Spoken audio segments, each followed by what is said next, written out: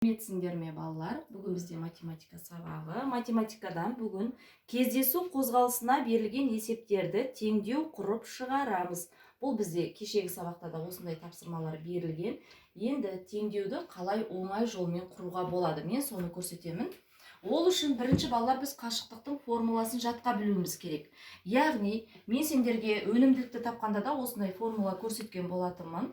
Мына қашықтықтың формуласын мен осындай үшбұрыштың ішіне салып тұрмын. Егер S белгісіз болса, яғни ара қашықтық белгісіз болса, V-ны Т-ға көбейтеміз.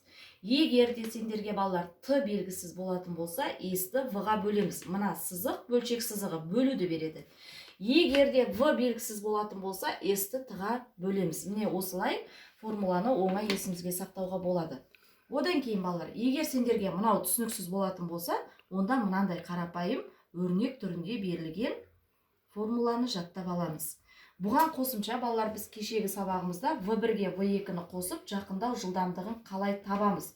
Сол формуланы оқыған болатынбыз.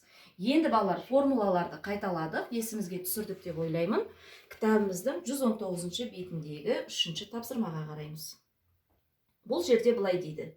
Есеп бойынша теңдеу құр, есепті шығар дейді. Яғни балалар, қазір бірінші шартын жазып аламыз. Одан кейін сол шартынға сүйене отырып теңдеу құратын боламыз.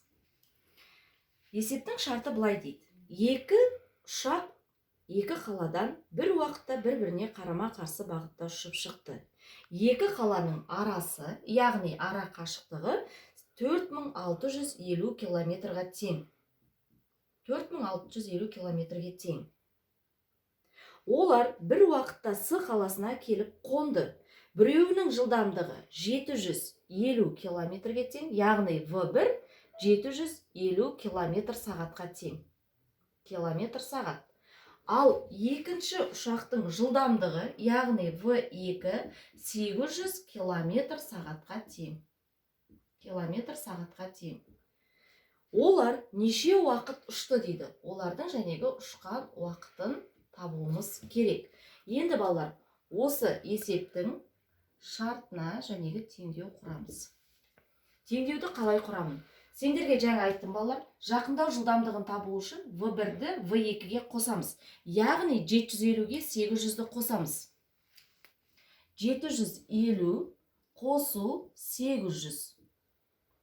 Осы жылдамдықты балалар өздерің білесіңдер, міне, жылдамдықты Т-ға көбейтеміз. Т бізде белгісіз, сондықтан мен оны Y немесе X деп белгілеп алуым. Мен Y деп белгіледім. Тең S-қа, яғни 4650-ге тең. Енді балалар, осындай күрделі теңдеуді шешеміз. Бізде бірінші орындалатын амал бұл жақшаның іші. 750-ге 800-ді қосатын болсақ, 700-бен 1400, 1550-ге тең. 1550 көбейту Y тең 4650 деген балалар жай теңдеуге келтіріп алдық. Енді осы жай теңдеуді шешеміз. Ол үшін Y тең 4650, мына жерде көбейту, мына жаққа кері амалмен бөлумен келеді. 1550-ге. Y тең, балалар 4650-ді 1550-ге бөлетін болса, 3. Яғни балалар, екі жәнегі ұшақ қанша уақытта ұшты деп бізден сұраған болатын, 3 сағатта ұшқан екен. 3 сағат ұшқан екен. Міне балалар, менде мына жерде сыймай қалды. Сендер өздері тексеру сызығын сызып, ары қарай тапсырманы орындайсыңдар. Балалар, мынау жәнегі есептің шарты. Енді мен мына жерде сәл жәнегі берілген өзгертіп жіберейін. Мысалы, бізде V2 белгісіз болсын. V2 бізде белгісіз болады, ал уақытты біз жаңа тапқан болатынбыз, ол 3 сағат болған, е? Енді балалар, осындай есептің шарты болған кезде қандай теңдеу құрамыз?